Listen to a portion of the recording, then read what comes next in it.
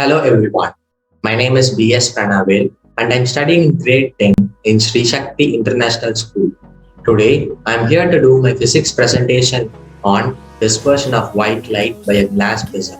And I will also explain about the experiment which was held at by Sir Isaac Newton to recognize that the sunlight is made up of 7 different colors.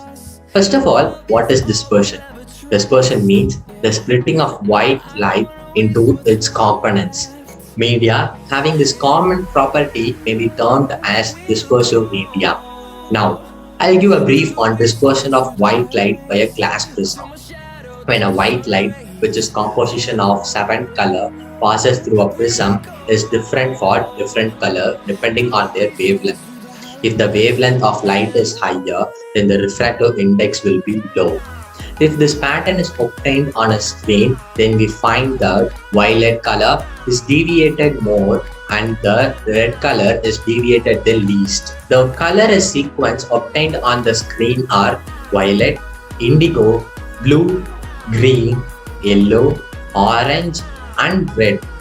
These color can be remembered by the famous acronym WebGR. This color pattern or color band is called spectrum of white light. I hope you all would have understood the concept of dispersion of white light by a glass prism. Now, I'll explain the experiment which was held by Sir Isaac Newton. Sir Isaac Newton was the first person to obtain the spectrum by using a glass prism. He also tried several times to split the colors of the spectrum further by using another similar prism. However, he could not get any more color. He then used a second identical prism in an inverted position with respect to the first prism. He noticed that all the color recombined and a beam of light emerged from the other side of the second prism. Finally, Sir Isaac Newton concluded that the sunlight is made up of 7 colors. I hope you all would have understood the concept of about the experiment held by Sir Isaac Newton. Thank you and have a fantabulous day ahead.